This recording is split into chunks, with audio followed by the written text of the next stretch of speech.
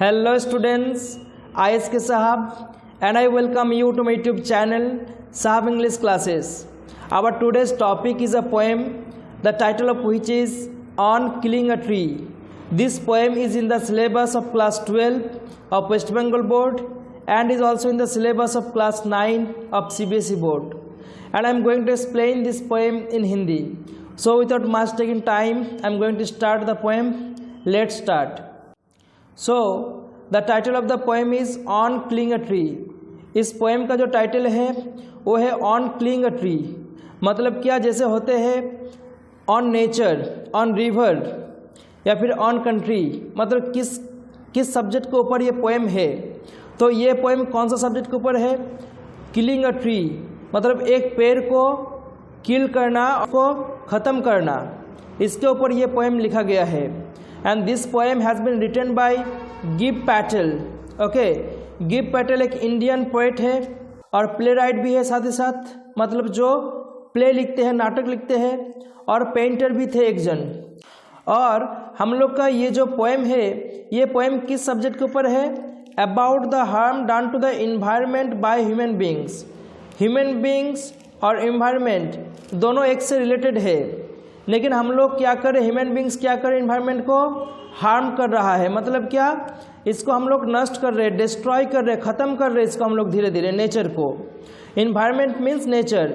In a voice of sarcasm and irony, the poet speaks of man's violence and impatience towards nature. मतलब क्या, ये जो poem है, ये पोएम टोटली आयरनी से लिखा गया है और इसमें सरकाज़म है। सरकाज़म मतलब क्या? मॉकिंग करना, मतलब क्या? कटक करना, कटक करके कुछ बोलना, उल्टा बोलना। जैसे मान लो कि एक बच्चे को उसका मम्मी पीट रहा है बहुत ज़्यादा, और फिर बच्चा बोल रहा है कि मुझको इस तरह से क्यों मार रहे हो, मुझको पूरा जान से मार दो। मतलब क्या, बच्चा आयरनी बोल रहा है कि मुझे छोड़ दो, मत मारो। और सरकाज़म और आयरनी मीन्स क्या होता है? सरकाज़म मीन्स आयरनी, मतलब वही कि जो कुछ बोलना लेकिन उसका उल्टा अर्थ देना। जैसे कि यहाँ इस पोएम में जो कवि है वो बोल रहा है कि एक पेड़ को किस तरह से मारना चाहिए।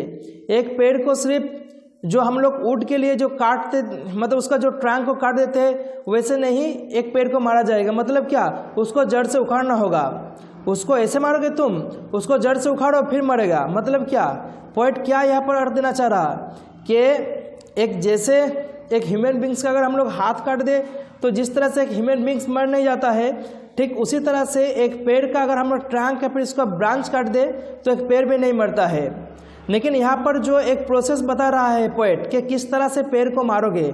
मतलब क्या, सच में पोएट पेड़ को मारने के लिए बोल रहा है? नहीं, यहाँ पर पोएट यही बताना चाह रहे हैं कि किस तरह से हम लोग जो ह्यूमन बींग्स है वो पेड़ को ख़त्म कर रहे हैं। जिस तरह से एक ह्यूमन बींग्स के अंदर लाइफ होते हैं, ठीक उसी तरह से पेड़ों का भी लाइफ होता है। सो यही बात यहाँ पर पोएट रखा है। सो हम लोग पोएम की तरफ बढ़ते हैं, देखते हैं क्या है। I am going to explain the each line. Follow the lines.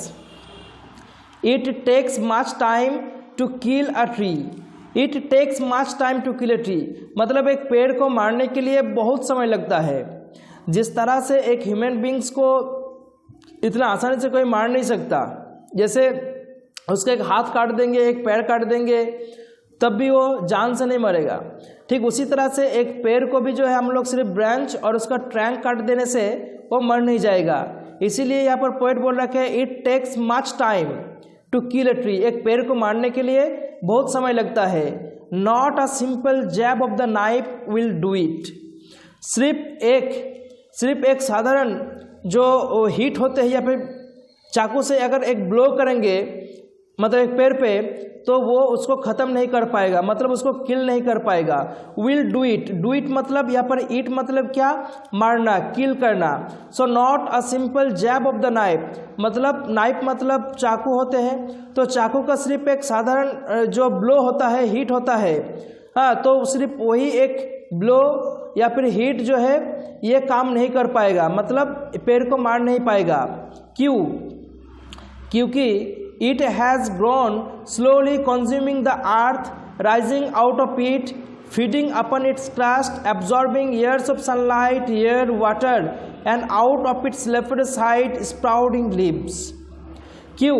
क्योंकि एक ह्यूमन बींग्स जिस तरह से जो प्रोटीन्स कार्बोहाइड्रेट्स वगैरह खा खा कर बड़े होते हैं, ठीक उसी तरह से एक ट्री भी क्या होता है, it has grown slowly consuming the earth. Consume मतलब खाना पीना।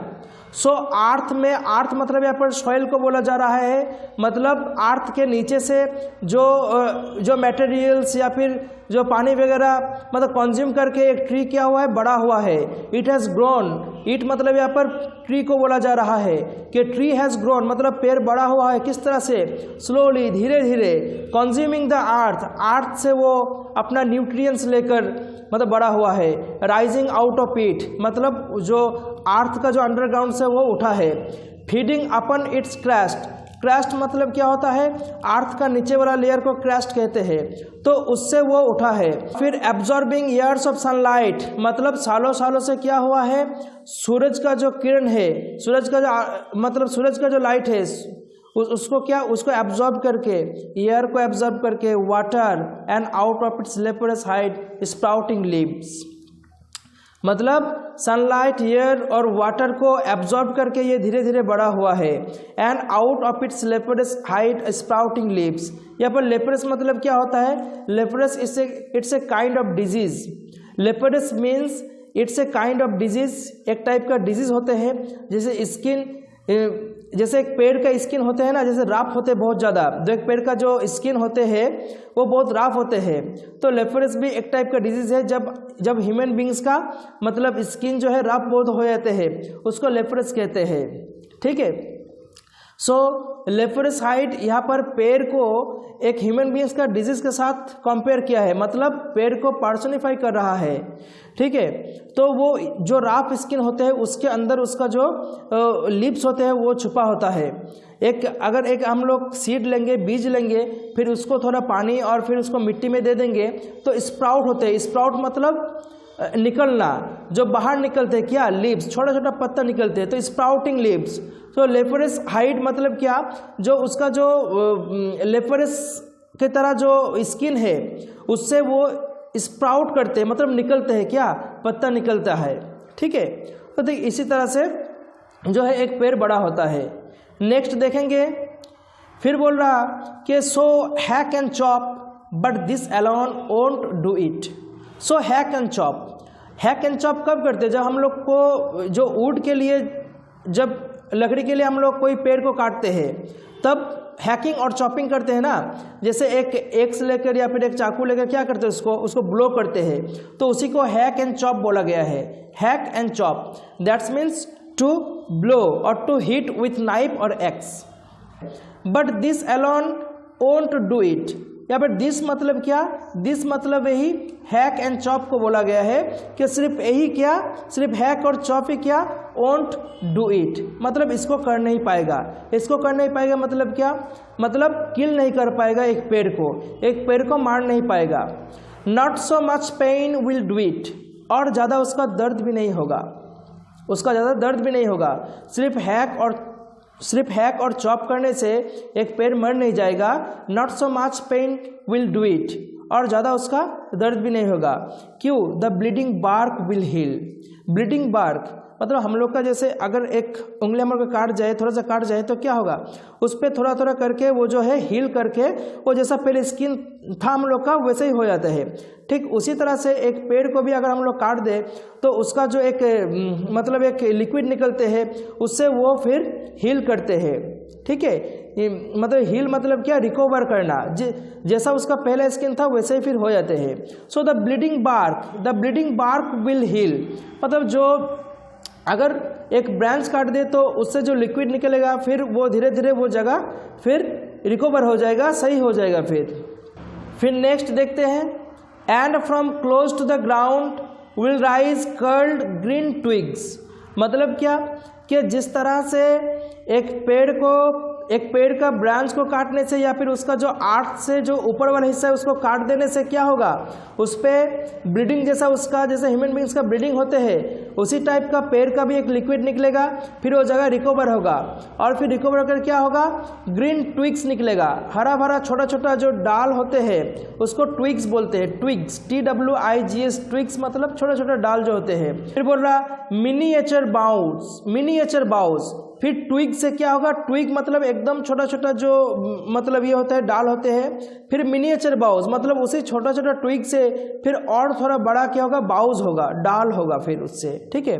Which if unchecked will expand again to former size, which if unchecked will expand again to former size, और फिर वही मिनिएचर बाउस जो होगा, जो ट्विग से थोड़ा बड़ा बड़ा डाल होगा, उसको अगर सही से अगर चेक नहीं करेगा कोई, फिर इसको कोई काटने नहीं आएगा, उसको छोड़ देगा वैसे ही, तो फिर वो फिर से क्या होगा, एक्सपेंड हो जाएगा। एक्सपेंड मतलब क्या, इंक्रीज होना, बड़ा होना, फिर वो पहला साइज में जैसे फॉर्मर साइज में था, जैसे वो पहला वाला साइज में जैसा था वैसे ही फिर वो धीरे धीरे फिर बड़ा हो जाएगा। फिर पोएट बोल रहा है no the root is to be pulled out, फिर यहाँ पर पोएट बोल रहा है अरे नहीं, इस तरह से पेड़ नहीं मरेगा, तुम जिस तरह से उसका ट्रैंक को काट रहे हो, उसका डाल को काट रहे हो, इस तरह से पेड़ नहीं खत्म होगा, उसको खत्म करने के लिए क्या करना होगा, the root is to be pulled out, उसका जो जड़ है उसको वहाँ से उखाड़ना होगा। मतलब यहाँ पर क्या पोएट सच में ये आइडिया दे रहा है कि पेड़ों को इस तरह से मारो, नहीं, पोएट को लग रहा है यहाँ पर पोएट को लग रहा है कि क्या कर रहे हो तुम, एक ह्यूमन बींग्स को जिस तरह से पेन होता है ठीक उसी तरह का पेड़ को भी पेन होता है, तो तुम उसको किस लिए मार रहे हो इस तरह से, अगर मारना है तो उसका जो रूट है उसको उखाड़ दो, इस तरह से मारो उसको, इस तरह से मरेगा वो। मतलब एक साइड में वो क्या कर रहा है, इनडायरेक्टली वो मना कर रहा है कि ऐसा मत करो। Out of the anchoring earth, no the root is to be pulled out, नहीं, जो जड़ है उसको उखाड़ना होगा, कहाँ से, out of the anchoring earth. Anchor means यहाँ पर गाइड करना, एंकर करना मतलब जो अर्थ जो उस पेड़ को जहाँ से उसको मतलब जन्म दिया है एकदम नीचे से, ठीक है। एंकर अर्थ मतलब यहाँ पर जो अर्थ का जो डीप है, अंडरग्राउंड अर्थ को बोला गया है, तो वहाँ से उस पेड़ का जो रूट है उसको निकालना होगा। फिर बोल रहा कैसे उसको निकालोगे, it is to be roped tight and pulled out, snapped out और पुल्ड आउट इंटायरली। फिर उसको क्या करना होगा, रस्सी से उसको बांधना होगा, टाइट मतलब टाइटली उसको बांधना होगा, and pulled out, snapped out, और उसको फिर उसको वहाँ से उखाड़ना होगा, स्नैप्ड आउट, फिर उसको काटना होगा, और पुल्ड आउट इंटायरली। इंटायरली मतलब क्या, कम्प्लीटली मतलब पूरी तरह से उसको वहाँ से उखाड़ना होगा। कहाँ से, आउट फ्रॉम द अर्थ केव, गुफा जो होते हैं, तो केव मतलब गुफा, और अर्थ केव मतलब क्या, जहाँ से उसका जो रूट था, जो उस पेड़ का एकदम जहाँ नीचे में जो उसका रूट है, मेन रूट है, उसको अर्थ केव बोला जा रहा है, बोला वहाँ से उसको उखाड़ना होगा। और फिर and the strength of the tree exposed, और फिर जो ट्री का जो स्ट्रेंथ है, स्ट्रेंथ मतलब क्या होता है, शक्ति होता है, किसी का शक्ति, मतलब एक पेड़ का जो शक्ति होता है वो कहाँ होता है, उसी अर्थ केव में होता है, एकदम नीचे, जो जहाँ उसका रूट, जो उसका जो रूट का जो एंड है, जहाँ उसका रूट का जो एंड एकदम जो जमीन के नीचे है, उसको बोला कि उसका स्ट्रेंथ है वही, तो उसको एक्सपोज्ड करना होगा। एक्सपोज्ड मतलब क्या, बाहर निकालना होगा, एक्सपोज्ड करना, रिवील करना मतलब बाहर निकलना, तो उस पेड़ का जो स्ट्रेंथ है उसको क्या करना होगा, एक्सपोज्ड करना होगा, मतलब वहाँ से निकालना होगा वहाँ से उसको। फिर the source white wet the most sensitive hidden for years inside the earth, और एक्सपोज करना होगा किस चीज़ को, the source white and wet, उसी सोर्स को, मतलब वो जो रूट है, वो रूट क्या है, व्हाइट एंड वेट, जो ज़मीन के नीचे जो उसका रूट होते हैं वो बहुत ही सेंसिटिव पार्ट होते हैं, मोस्ट सेंसिटिव एंड हिडन, जो हिडन मतलब छुपा होता है और बहुत ही सेंसिटिव पार्ट होता है, जो उसका रूट होता है उसको हल्के से अगर इसको ऐसे चाप देंगे तो क्या होगा, वो पिघल जाएगा, इतना सेंसिटिव होते हैं, और वो वाइट होते हैं और वेट होते हैं, गीला टाइप का होते हैं और एकदम वाइट होगा उसका रूट। तो उस रूट को वो रूट क्या है, उस पेड़ का स्ट्रेंथ ऑफ द ट्री, मतलब उस पेड़ का शक्ति है, तो उसी को एक्सपोज करना होगा। फॉर ईयर्स इनसाइड द अर्थ, जो साल में, मतलब जो सालों क्या हुआ है, उस अर्थ के नीचे वो रहा है, उसको निकालना होगा। फिर ये सब करने के बाद फिर क्या है, then the matter of scorching and choking in the sun and air, बस उसको निकाल लिया। फिर क्या, फिर उसको मतलब धूप पे और उसको हवा पे उसको रख दो, उसको निकाल के फिर उसको स्कॉर्चिंग कर दो। स्कॉर्चिंग मतलब सन बर्न करना, मतलब सूरज का धूप पे उसको मतलब ड्राई करने दे देना, और चॉकिंग करना, उसको सन और एयर पे उसको छोड़ दो। फिर इसके बाद इसका हालत क्या होगा, browning, hardening, twisting, withering, and then it is done. This is very important line, इसको बाद में आते हैं, पहले बोलते हैं। फिर इसका क्या होगा, ब्राउनिंग हो जाएगा, मतलब जैसे उसको धूप पे हम लोग उसको ड्राई करने दे देंगे तो उसका कलर क्या होगा, ब्राउन कलर का हो जाएगा, ठीक है, मतलब जो सूखा लकड़ी के जैसा हो जाएगा वो। हार्डनिंग हो जाएगा, ज़्यादा सख्त हो जाएगा, वो बहुत ज़्यादा हार्ड हो जाएगा। ट्विस्टिंग हो जाएगा और वो बैंड होने लगेगा, ट्विस्ट होने लगेगा, वो घूमने लगेगा, मतलब धूप के वजह से। विदरिंग होगा, विदरिंग मतलब वही जैसे ट्विस्टिंग होना और मतलब जैसे ड्राइड हो जाना, तो वो ड्राइड हो जाएगा। और लास्ट लाइन बोल रहा है and then it is done, and then it is done, उसके बाद ही क्या, ये कंप्लीट होगा, उसके बाद ही ये ख़त्म होगा। And then it is done, done मतलब क्या, किल्ड, ख़त्म, उसके बाद ही ये क्या, ख़त्म होगा, ठीक है। तो ये जो पोएट हम लोग को यहाँ पर बताया कि किस तरह से पेड़ को मारना चाहिए, यहाँ से शुरू हुआ है जो प्रोसेस पोएट ने बताई, यहाँ से नो इस तरह से मारोगे, यहाँ से शुरू हुआ है पोएट का जो एक मतलब मारने के लिए कि इसको किस तरह से मारोगे, ये यहाँ से इस नो से शुरू हुआ है कि अरे ऐसे नहीं उसको मारो, मतलब मार पाओगे उसको इस तरह से मारो।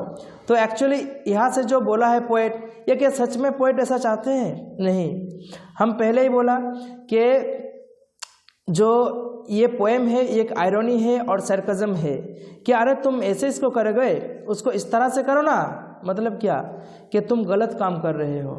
ह्यूमन बीइंग्स और ट्रीज़ दोनों ही सेम तरीके से क्या, उसको पेन होता है। ह्यूमन बीइंग्स को जिस तरह से एक हाथ काट दोगे तो जिस तरह से ह्यूमन बीइंग्स का दर्द होगा, ठीक वैसे ही एक पेड़ का अगर एक ब्रांच या फिर ट्रंक को काट देंगे तो उसका भी वही सेम दर्द होता है, लेकिन वो मर नहीं जाता पूरी तरह से, ठीक है। सो आई होप कि ये पोएम समझ में आया होगा, और फिर भी कोई क्वेश्चंस या फिर डाउट्स रहेगा तो कमेंट सेक्शन में जाकर पूछ सकते हो, हम वहाँ पर ट्राई करेंगे रिप्लाई देने का, ठीक है। So this much for today, and don't forget to subscribe my channel and share this video as much as possible. Thank you this much.